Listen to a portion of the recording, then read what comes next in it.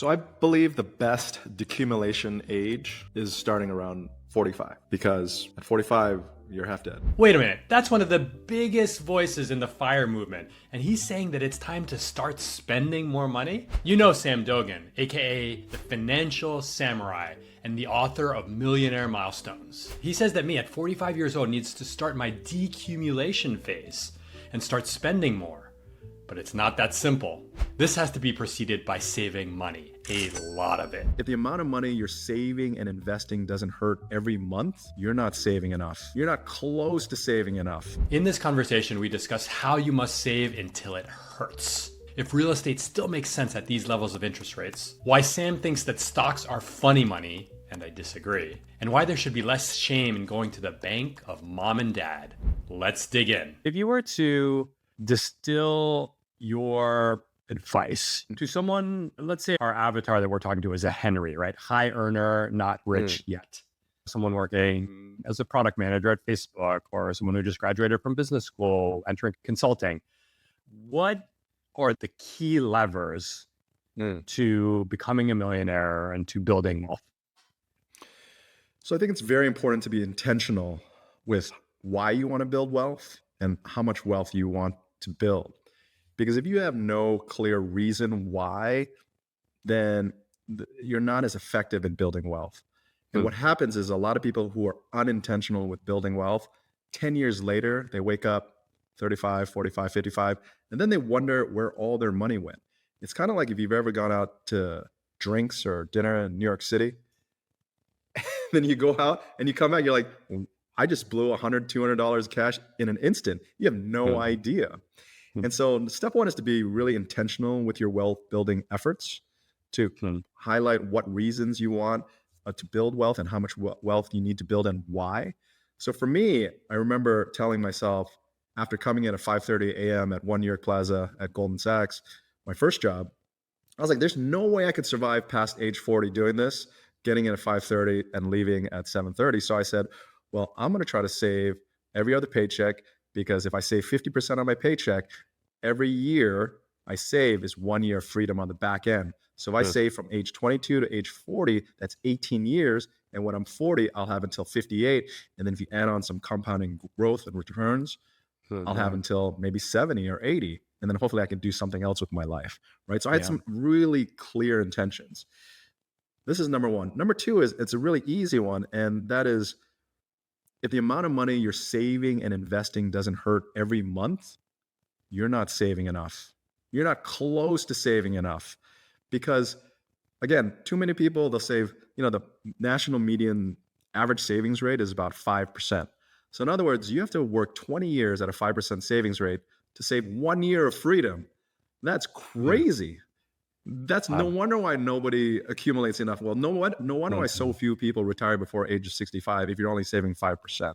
So you have to save enough where it feels a little painful. It forces you to change your spending habits, and it forces you to rethink, what you're doing with your time in your life.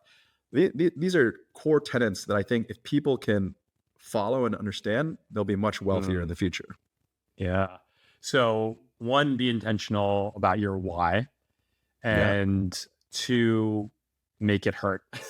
Make it hurt. Save till it hurts. So not only you save till it hurts, let's say it hurts at 20%, right? Yep. You're 4 times higher than the national average saving rate.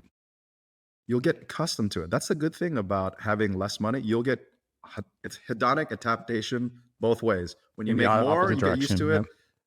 If you have less, you get used to it, and you figure it out. You will figure it out. It's not like, we're living in a third world country with bombs flying out. We're in like the safest, greatest country in the world where it's quite comfortable relative to everywhere else. So you'll figure it out, and come up with specific ages for when you want to achieve these goals. So for me, it was, I wanted to be a millionaire by 30. I wanted to get married by 35. I wanted to start a family by 40. But in retrospect, that was too late for me in terms of starting a family. That's way too old. But I had these time frames, and then once you have these time frames, you figure it out.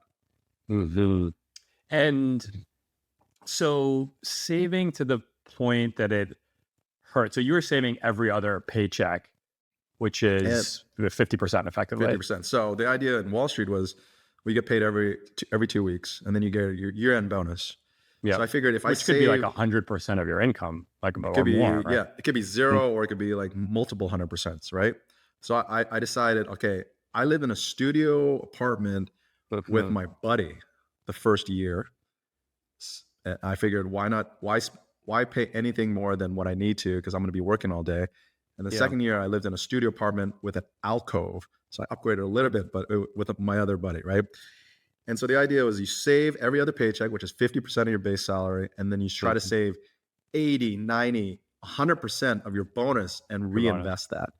Yeah. And so the problem with that obviously is, hey, are you living life and having fun in your 20s and 30s? And that's the common question. How much did you have to sacrifice? Yeah. And the answer to that was, I don't think I sacrificed enough. You know, it was when you're in your 20s, you're learning and you get to get paid. You better learn harder, work harder. Because on the back end, oh my gosh, all that effort and time you put into your career when you had the energy and no responsibilities in terms of taking care of your parents or your children. I mean, what a time to build wealth. It was, in retrospect, it was almost the easiest to make that first million because you had so much time and energy. Hey, quick time out. If you're watching this video, you're probably someone who thinks deeply and intentionally about your career, about your life, and about your relationships. But sometimes you might find yourself in a place feeling stuck, unmotivated, or just rudderless. If that's you, we have a coaching program for people looking to make a bold pivot and rediscover their aliveness. Just check out radreads.co/coaching. Now back to the video. It's, okay. So I'll say you and I are like, we kind of approach it differently, but oftentimes we kind of like end in a similar destination. I was probably saving close to 100% of my bonus, but spending much more of my paycheck. In two reasons. One is I definitely, I don't want to say, I don't know if I had more fun than you, but I had a lot of fun. Bottle service and like that stuff. And I have always placed a premium on where I live. So I've always kind of, I've never lived in like the median price for my either age or income. Like I've always liked to live in nicer places. So I've always kind of stretched on that. This is a point we'll circle back to is like, but as I've always stretched on that because I like renting. So there's not as big of an outlay to stretch on housing upfront, not a big outlay. I would say probably one thing that would be interesting, I think we've talked about this on your podcast, which we'll link to, is that I was very frugal. I left Wall Street at 35. I was very frugal up until 35, until leaving. And then when I left, I actually started spending like significantly more. And I think that there's three things at play here. And I'd love for you to respond to them. One is I think that I don't think I sacrificed too much, but I think that relative to what I was earning, like my savings was too high, let's say. But that enabled something really good, which was a lot of compounding. So I saved more than I thought I should have been saving. But as a result, I compounded much more, which then, even though we've talked about this, like peak Wall Street earnings for me was like 2 million. And peak RadReads earnings over the past 10 years, the most I've ever made is 250. So, significant pay cut. But because of the compounding, my net worth has been going up significantly each year, despite spending significantly more money than I did when I was earning a lot more. And so there's no question there, but I'd be curious because I suspect that you live your life very differently. And so I'm curious as to what that, feel free to challenge or to comment upon, some of the things I've shared. Well, I went to William and Mary, which is a public school, right? You went to Yale, and so went to I'm Yale, sure yeah. you had a wealthier friends who also more went to Wall Street or management consulting, Very true. perhaps. So for me, it was a public school. It cost $2,800 a year in tuition, and most people from William and Mary didn't go to Wall Street. They went into Yeah. like Anderson Consulting, Accenture, Deloitte, and all that in DC area. And so when I got that job, I felt like I had won the lottery. And so I decided I'm not going to mess up this lottery ticket. So I'm just going to continue living like a college student for as long as possible. Mhm. And so that was 2 years in New York City. And then I shared like a really dumpy place, 2-bedroom place in Chinatown in San Francisco when I moved here in 2001. It was actually even cheaper rent. And so I've always had this kind of like, well, state school, it was inexpensive. I didn't have really many rich friends. My parents worked for the government, so they were just middle class. And I wanted to try to live as close to a college student as possible. And so, yeah, the living thing was, for me, I didn't want to rent. Yeah. I didn't want to pay more than $2,000 in rent. I remember that very clearly. I was like, my limit is $2,000 in rent. If I have to spend more than $2,000 to live my lifestyle, I'm going to buy. And so in 2003, 2 years after I came to San Francisco, I found this 2-bedroom, 2-bath place overlooking Lafayette Park in Pacific Heights. And I was like, wow, this is only $580,000. A park view in Manhattan would be like $1 million back then. Yeah. I'm going to buy it. I bought a 580 square foot studio in a little bit later for $750. Okay. So that was a good price. Yeah. And so I don't know. I've always optimized for frugality, but if I wanted to live, I would have to buy. And so I've always believed, and maybe it's a cultural thing, that I feel that wealth, at least in Chinese culture, is assets. So real estate is a big part of wealth. So I wanted to accumulate real estate over my time, which is a way of diversifying away from equities, which was the business I was in. Because my career, my promotion, and my pay was all correlated to equities. So do you not consider financial assets, or it's just a different? You're saying hard assets. Yeah, it's hard assets. Yep. So I feel like stocks is more like funny money. There's no utility or joy out of it. You can't enjoy it, right? So you have to sell it on occasion to capitalize the value of your investments. Otherwise, why are you investing? So at least with real estate, you enjoy it. You can make memories. You can raise a family, and it might go up in value as well. Yeah. So that was where I was diversifying to, and then just to address your situation, I think you can rent, you can do whatever you want. You can do whatever you want, but I do believe strongly that everybody, if they want to build, for the normal person. You want to try to get neutral real estate. Neutral real estate means owning your primary residence because you fix 80+% of your costs, and yet the property rides up or down with the real estate market.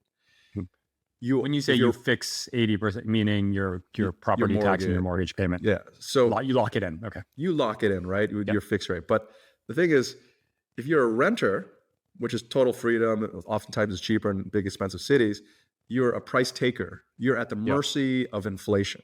Right. And you don't have a control over how you can live in that place if you want to live there for a long time. So just like shorting the S&P 500 over the long duration will prove to be a bad move.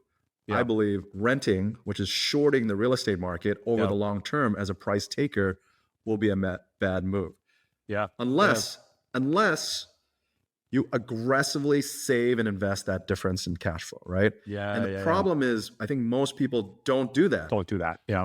And then again, 10 years, 20 years later, thanks to forced savings, thanks to growing your equity, inflation, I think people who own homes generally are like, oh, wow, I'm wealthier. But then people who don't have the discipline to save and invest every single month, their difference, end up asking themselves where their money go. Yeah. Yeah. I think you're spot on. I think that I've always thought this. I don't think I've ever said it out loud, but I think owning a home has has many built-in advantages, but the ones that I really see as the built-in advantage is, one is you have leverage.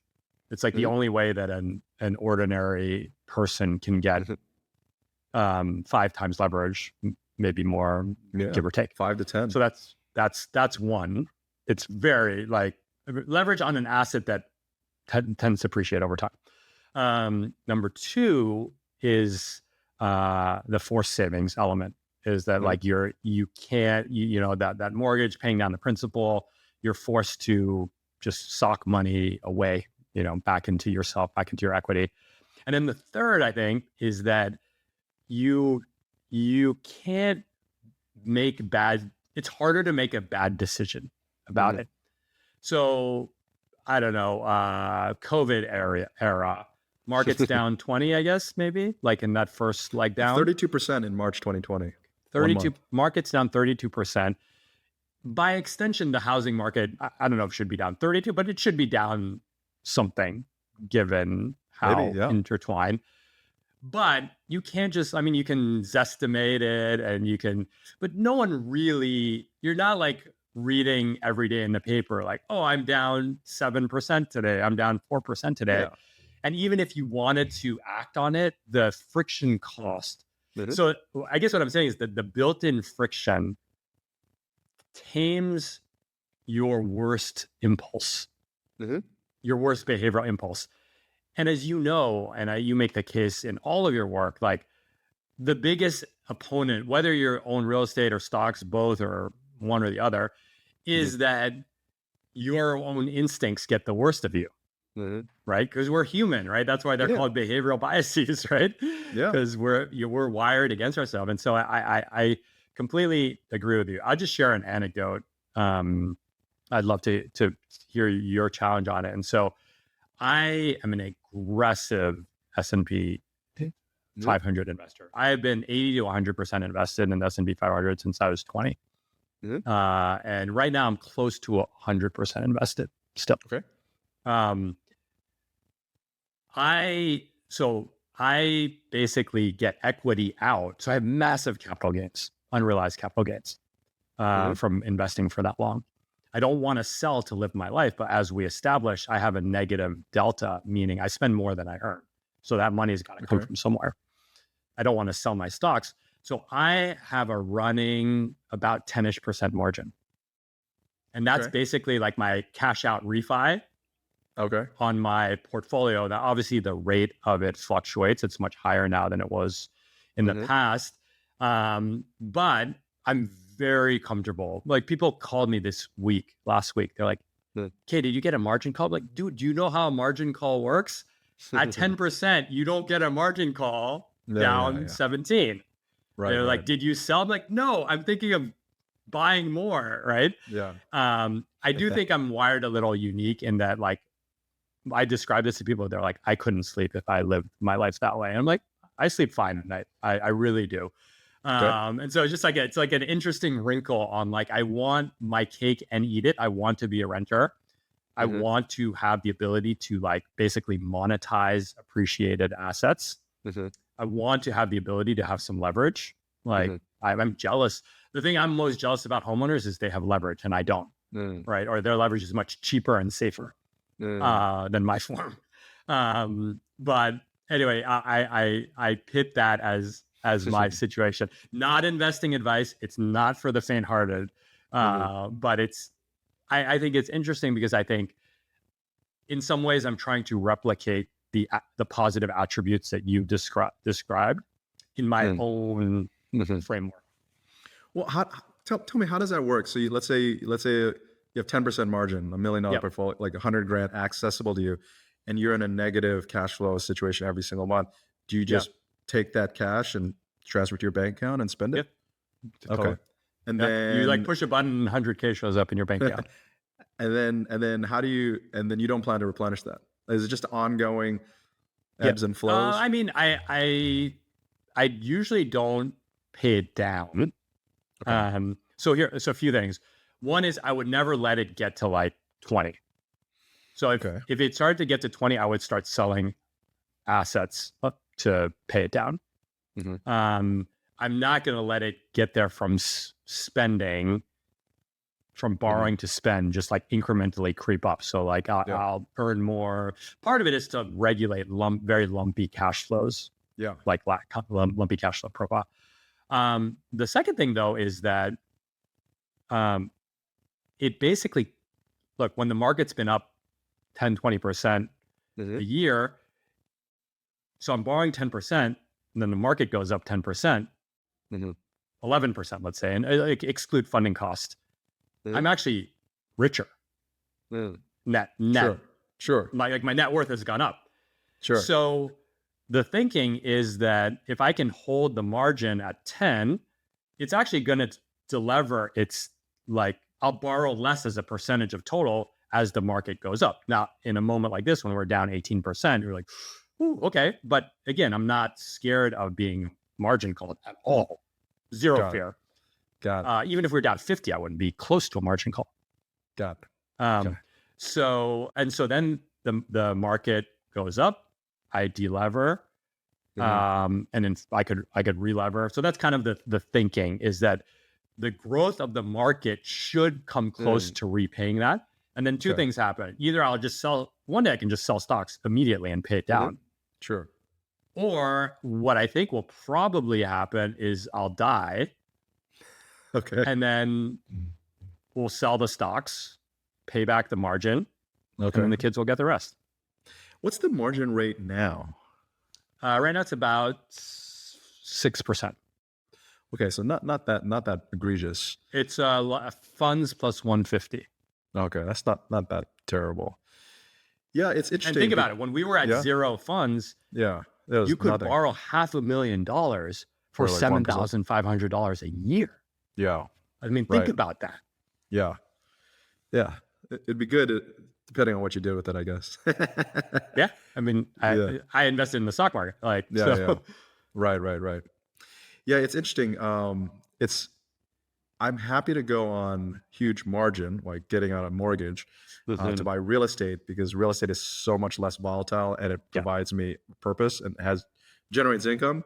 Yeah. But I've been gun shy to buy stocks on margin probably since 2009, since the financial crisis. Yeah. Because I just saw so many people get blown out of the water, lose everything, right? I'm worth 2 million this year, and then I'm worth zero 6 months later.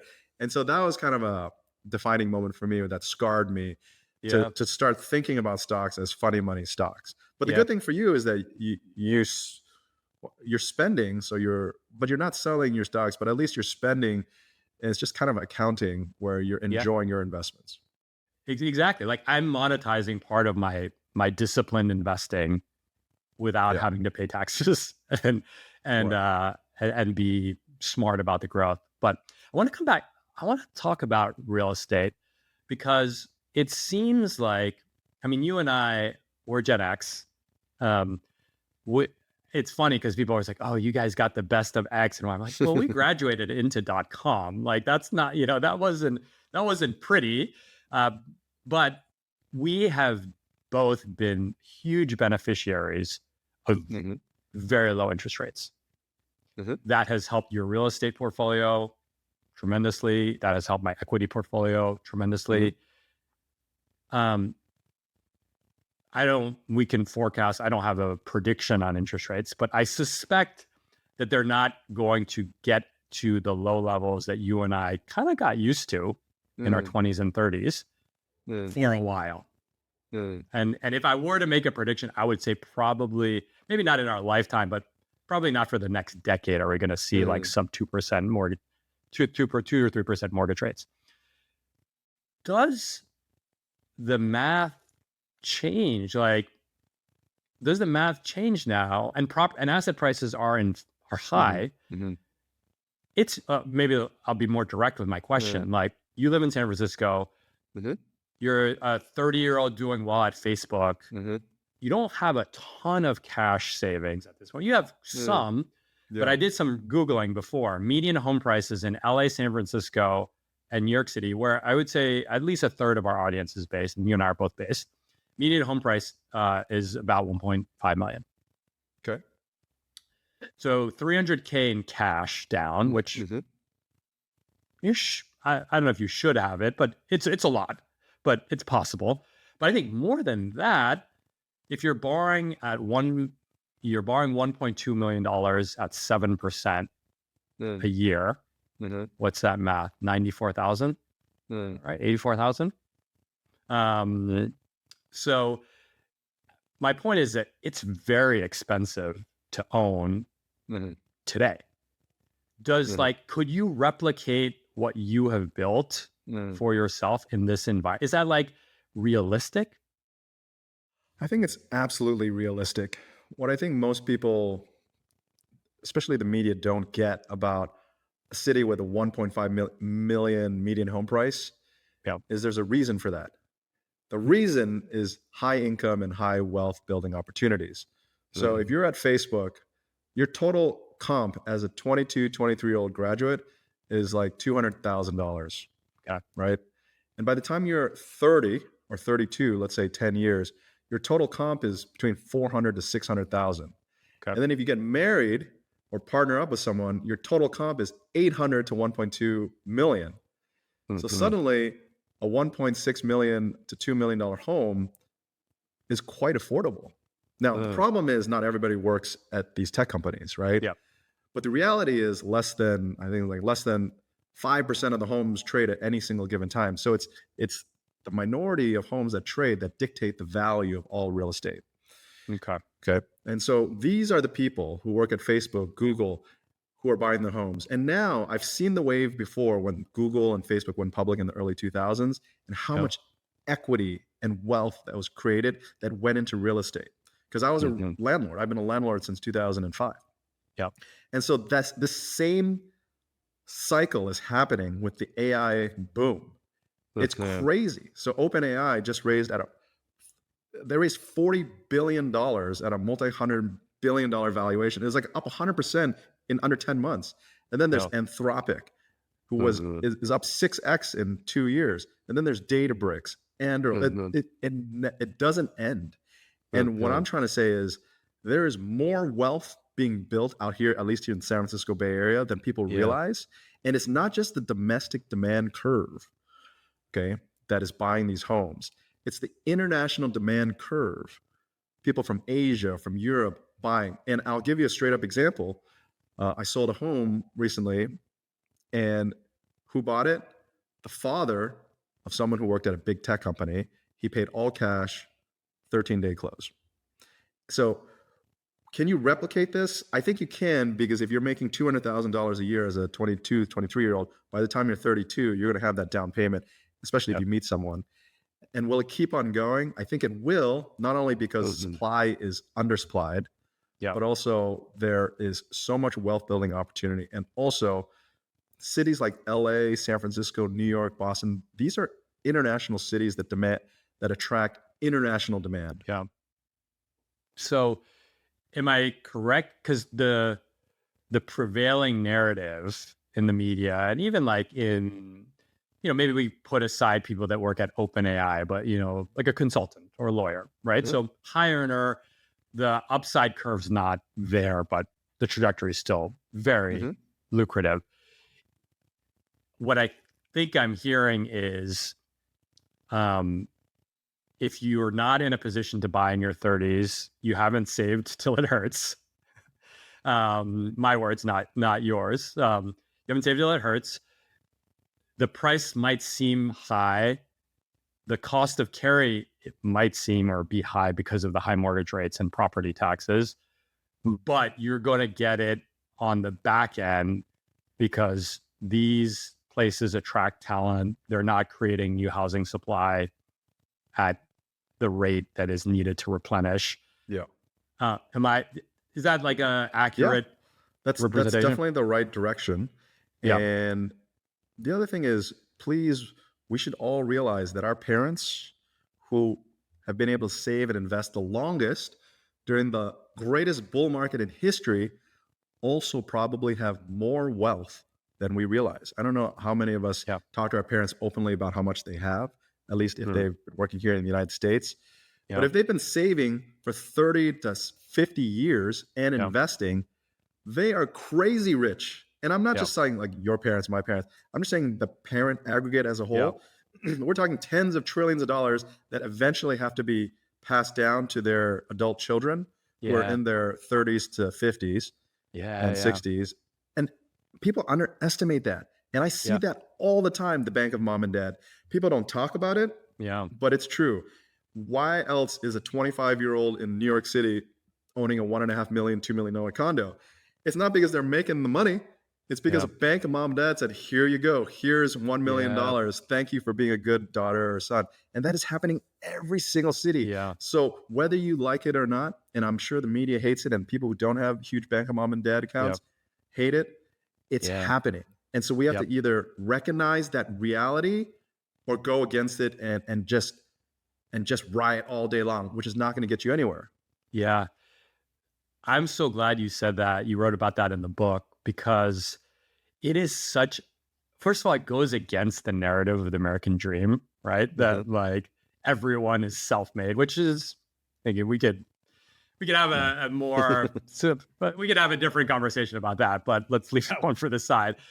You're true. Everyone hates that story. And it's so true. I mean, I was with a friend this weekend and he told me, you know, like he had like a small liquidity event from his startup, small, but like nice. They kind of stretched to buy a house, but they want to have more kids and the kids won't fit. And he's like, hey, you know what though? The reality is like both of my parents are 80 and they own 3 houses. He's like, they're middle, they started middle class. Like they just, like you said, they were lawyers. They worked for 40 years and they just saved. And he's like, they have 3 houses in a desirable area of San Francisco. And we just know that me, my sister, and my brother are each going to get 1. There you go. I know so many people in that situation, but you're right. No one talks about it. It's like such a disgusting topic in, you know, in everyday circles, but that is, and so is the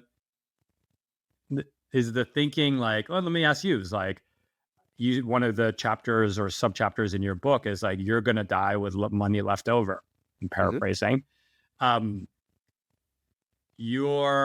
suspect from me reading you that you take a tremendous amount of pride in being self-made.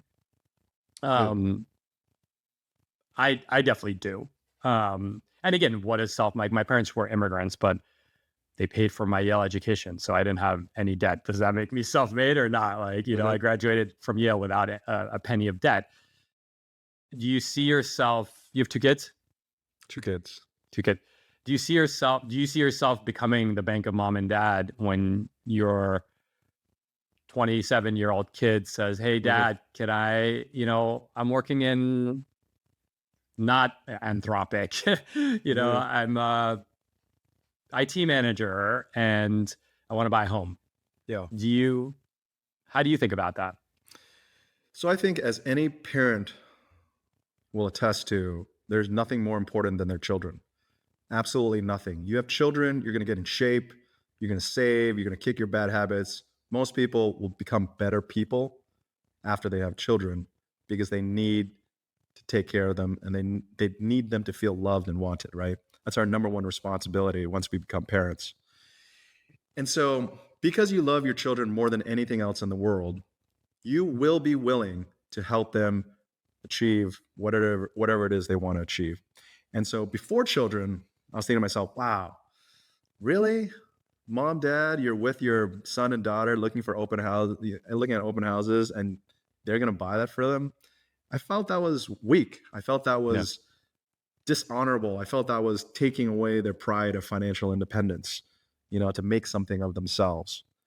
But now as a parent, I absolutely understand, if you've been a responsible saver and investor all these years, you're probably going to die with too much. And what better way to spend money than spend it on your health and your children and your friends? And so I think it is almost impossible for any loving parent to not want to help their children, whether it's paying for college, helping them with a down payment on a home, helping fund their grandkids' 529 plans. I think it's literally impossible if you've been on the track to build intentional wealth, because your whole purpose of building wealth is to make sure your children have a phenomenal lifestyle, right? But then obviously, you don't want to spoil them to the point where they're entitled and rotten. But here's the other thing that I didn't realize until I became a father, Because I was always thinking, wow, if you give your kids $1 million, they're going to be spoiled rotten.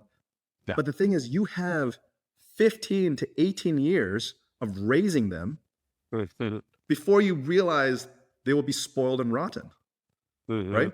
You will know a lot of whether data points. you have a lot of years of data, especially if you're a full-time father or like stay-at-home father like me. We spent a lot of time educating them about the value of hard work, money, saving, investing, giving, right? So if they become spoiled, rotten, and entitled at age 15 after all those years, we have failed, or there's just some kind of genetic thing that we just can't control. It's just nature, right? And so the thing is, we don't have to be on a one-way direction to give them money. If they are terrible at money and don't appreciate, then we won't give them the money. Yeah. It's very simple. So you would only help your child if they're desperate and destitute and appreciative and understand the value of money. Yeah. I think that's so well said. I'm sure you follow. Are you in the kind of die with zero camp? And for those who are unfamiliar, it's basically an argument that says $1 that you give to your child when they're in their 30s, helping them with college, helping them to buy a home, helping them to take a year off, whatever, is worth way more than growing that dollar, passing at 80, giving them a boatload of money. If I pass at 80, my daughter's 55, like she's, 5 years from her retirement. Right. What's your take on that philosophy? So I think that the philosophy is a luxury belief. And a luxury belief is something that rich people expound, tell the world, because they can afford to. Okay. Now, if you're not worth hundreds of millions of dollars like Bill Perkins, or you're not a billionaire, saying I'm going to die with zero is much harder, right?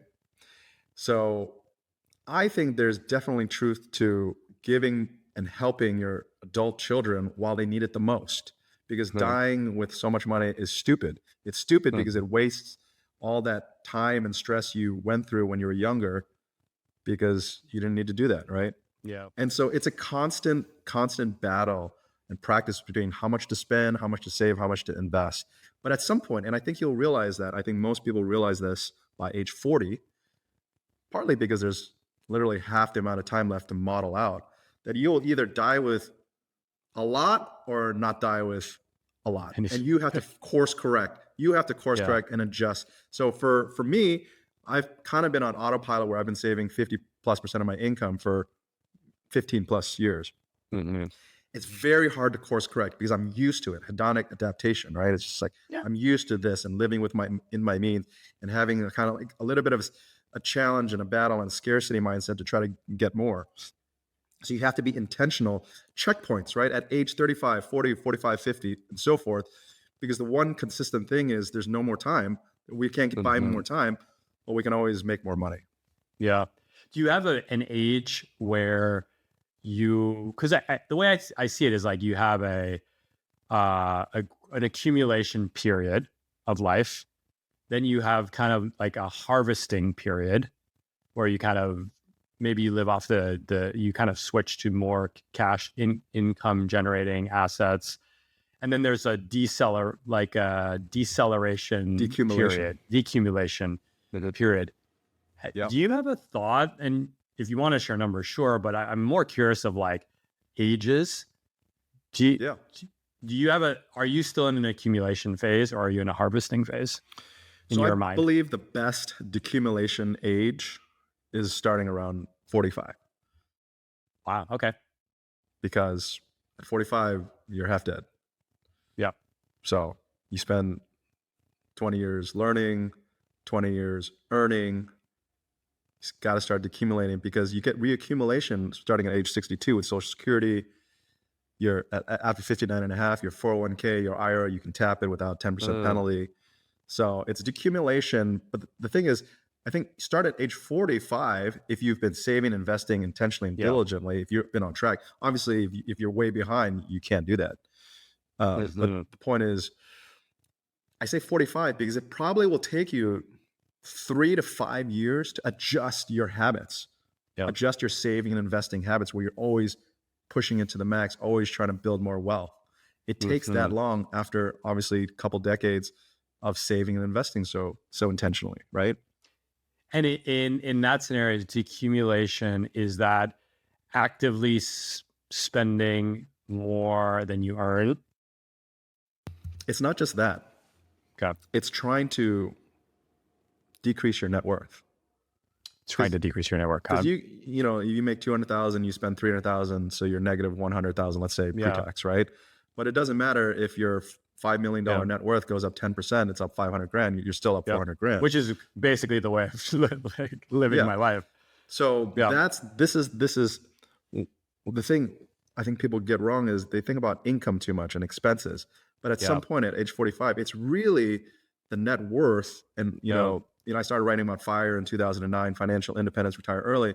It's really building that nut so you can live off the passive investment income, right? Yeah. So the problem people have, as do I, is that we just live off our investments when we never touch principal, because if we touch it, it feels like a electrocution. Yes. We just can't touch it, you know? And it just feels, it feels so bad. And that's why I say at age 45, you'll spend 3 to 5 years working things out and figuring out how to do it. Because you have to do it. It's not just spending more than you make. It's actually spending even more by spending more than you make and selling off the principal. Yeah. So got it. So like someone in my position who doesn't have a home and all my assets are financial, that would be like, quit toying around with the 100K on margin shit, like sell and enjoy. I mean, it begs the question. It was like, you have to know how you can easily convert money into happiness. Yeah. You have to earmark how much, the Die with Zero philosophy, you have to earmark how much you want to give to your kids. Yeah. Right. Yeah. So you set that, you ring fence that, boom, that's cutting. And then you model out, if you spend X amount more, what is the pace where it accumulates down close to zero? You don't want to die with zero because you got funeral expenses and all that, but you want to have some safety, right? And you have to determine what that safety is. Maybe that margin of safety is 500 grand, you die with, or 100 million, whatever it is. It's different for everybody. How do you think of you? I'm so not a modeler. I've never modeled anything. I mean, for work I did, but I've never modeled anything in my financial life. How do you estimate the cost, the personal cost of aging, like long-term care? Like, is it easy to haircut? Is it easy to forecast? Or because I could see you'd be like, well, what if me and my wife have long-term Alzheimer's where you need 10 years of managed care? That's probably not the right phrase. Like 10 years of managed care. I mean, that's probably like millions of dollars at that point. How do you think about that? Well, the easiest way is to check out how much the typical long-term care costs. Yeah. And I forgot the exact numbers, but it's like 250 grand, 500 grand, something like it. It's something where, okay, that's what it's going to cost. But then there's long-term care insurance, right? And then if you get it and you so happen to need long-term care, what it is it's actually not 10 years. It's not 10 years. It's not indefinite. It's usually the insurance. Your life. You end up dying. Your life, You end up dying after about 3 years. Yep. If you end up needing long-term care. And so therefore the cost is not indefinite as well. So you have to just figure out what the cost of long-term care insurance. Yeah. It's not crazy unaffordable. And then if you don't get it, just realize that I don't know the exact numbers. It's about 250 to 500,000, 3 years, maybe 5 years of you have to spend, and then the person is no longer there. It's not forever. It's not. Yeah. Do you have long-term care insurance? No, not yet. And I think part of the reason wouldn't now be the time to buy it, like pre-50s? Maybe. Yeah. Maybe. I think the reason why is we have enough capital to cover the cost. I mean, and we have enough passive income and capital to cover the cost. We just sell assets. Yeah. And I think I had Christine, blanking on her last name, the head of research from Morningstar. I'm sorry, Christine, for forgetting your last name. But she made exactly that point. I think it was actually lower I'm gonna jumble the math. I think it was like 150 a year. And if you looked at the average length that people stay in long-term care, I think her number was like under 2 years. And so it really surprised me. Like the number was lower, the cost was per year was lower, but I think, I led with 2 people being in it for 10 years as my example, when it's really like 18 months for like probability adjusted, like, 1/10 of a person, right? So super helpful. If we go back, what you left at, you were 35 when you left? 34. 34. 34, yeah. You're 34 and you left, and, you had a good nest egg and you had the discipline. What's something you wish you had done differently? Yeah, so I think I would have more aggressively tried to find a position in a different office around the world. Okay. London, Hong Kong, Taiwan, maybe Mumbai. No, not Mumbai. I think that would have restarted my motivation and my excitement for my work. There's so many offices. Why not try that first? New restaurants, new people, new clients, new responsibilities. That would probably have given me another 3 to 5 years of life at work. I think in retrospect, now that I'm almost 48, leaving at 34, I felt was probably too early. I think I should have gutted it out until 40, maybe. Yeah. But I was also, it's revisionist history, because I was also suffering from chronic pain, back pain, TMJ, sciatica, you name it, right? And I wasn't happy. So if you're not happy, you got to change. Otherwise, if you're not changing, you're choosing your unhappiness, right? Yeah. So I think different office, maybe 3 to 5 years longer. It'd been nice to get parental leave and have 2 children and get paid. Wow. Amazing benefits. It would have been nice to still get 20 to 25,000 a year in profit sharing into my 401k for another 5 years. That would be amazing. But at the same time, what's been amazing is having freedom since 34, right? Nobody telling you what to do. And it's kind of a priceless thing that I don't know if I would go back. But for anybody who's thinking about retiring early without a pension, you have to figure out how to negotiate a severance package. At least ask. See how you can work your exit out, train your subordinate so that there's seamless transition, so your colleagues and your employers aren't screwed while you say see you later. Because I think more employees have more power than they know. Yeah. Awesome. Well, Sam, we're going to have to do a round 2, because you and I we could just talk for an hour about just, housing. Thank you. And tell our listeners and our viewers where they can go buy the book, where they can follow your blog, your newsletter, your writing. And we'll put all of this in the show notes in the description. Sure. You can come to financialsamurai.com, where I publish generally Monday, Wednesday, Friday. You can subscribe to my newsletter at financialsamurai.com/news. And you can go pick up Millionaire Milestones, Simple Steps to 7 Figures at financialsamurai.com/MM, or wherever you buy books. Awesome. Sam, thanks so much, man. Hey, good chatting.